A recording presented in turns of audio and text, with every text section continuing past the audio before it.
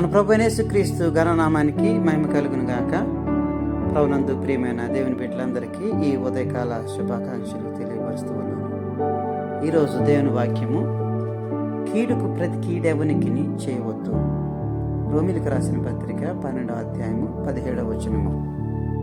కొన్ని సందర్భాల్లో లేచి ఏదేదో మాట్లాడి ఏదో ఒకటి చేయడం కంటే చేతులు ముడుచుకొని నోరు మూసుకొని కూర్చోవడమే మంచిది.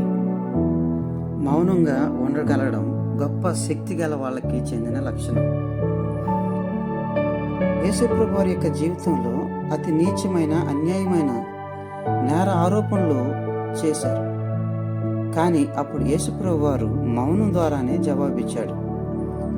దాన్ని చూసిన వాళ్ళందరూ, న్యాయాధిపతులు కానీ, అధికారులు కానీ, పరిసయ్యులు కానీ అందరూ నిర్ఘాంతపోయారు.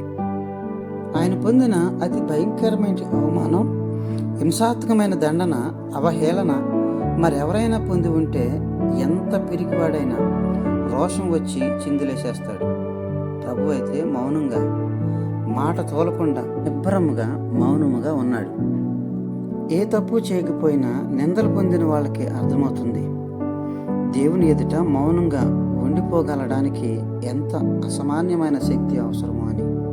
అందుని బట్టి అపోస్తలుడైన పౌలు ప్రభు అయిన యేసుక్రీస్తుని ఉద్దేశించి, కీడుకు ప్రతి కీడు ఎవరికి చేయవద్దు, ప్రియులారా మీకు మీరే పగ తీర్చుకొనుకుడి, పగ తీర్చువాడు దేవుడే అని ఆయన తెలియపరుస్తూ ఉన్నాడు.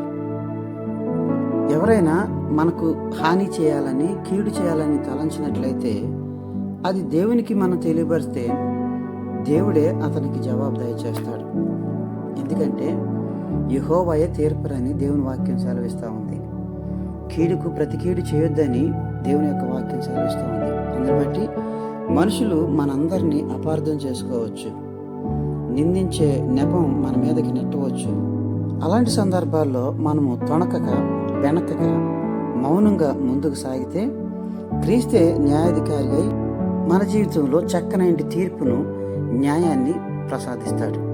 అట్టి కృప దేవుడు మనందరికీ దయచేయునుగాక. ఆమేన్. తల వంచినట్లయితే ప్రార్థన చేసుకుందాం. మమ్మల్ని మిక్కిలిగా ప్రేమించిన యేసయ్య, మీకు వందనాలు. రాత్రంతా ప్రభు మీ రెక్కల నీళ్ళలో మమ్మల్ని భద్రపరిచి సంరక్షించి నడిపించారు. ఈ నూతనమైన దినంలోని ప్రభు మమ్మల్ని ప్రవేశింపజేసినందుకే మీకు వందనాలు. ఈ దినం అంతా కూడా తండ్రి మీ రెక్కల నీళ్ళలో మమ్మల్ని భద్రపరిచి సంరక్షించి నడిపించండి. మేము ప్రభా ఎవరైనా మా పట్ల కీడు చేస్తున్నట్లయితే వారిని క్షమించి ఎటువంటి నైనా ప్రతి కీడును ప్రభు వారికి చేయకోకుండా మాకు ఓపికను దయచేయమని మిమ్మల్ని వేడుకుంటూ ఉన్నాం.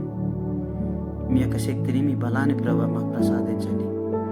ఈరోజు మేము చేసే ప్రతి పని బాటలో మీరు తోడుగా నడిపించండి. మేము తీసుకునే తీర్మానాల్లో, ఆలోచనలో మీరుండి మాకు ఏది ప్రభు దీవెనకరంగా ఉంటుందో, ఆశీర్వాదకరంగా ఉంటుందో, ఏది మీ నామానికి మహిమకరంగా ఉంటుందో అలాంటి తీర్మానాలు మేము తీసుకొని ప్రభు ముందుకు సాగడానికి మీ కృపను మాకు దయచేయమని వేడుకుంటున్నాం. అస్వస్థగా ఉన్న వారిని బట్టి ప్రార్థిస్తున్నాం. మీ గొప్ప కార్యాలు ప్రభా మీ బిడ్డల పట్ల జరిగించి సంపూర్ణమైన స్వస్థత, ఆరోగ్య బలాలు మెండుగా దయచేయమని మేము వేడుకుంటున్నాం. మీ నెమ్మది సమాధానంతో నింపి నడిపించమని యేసుక్రీస్తు ఘనమైన నామములో అడిగి వేడుకొంచున్నాం తండ్రి. ఆమేన్. ప్రభు మనందరినీ బాగా దీవించును గాక. May God bless you all.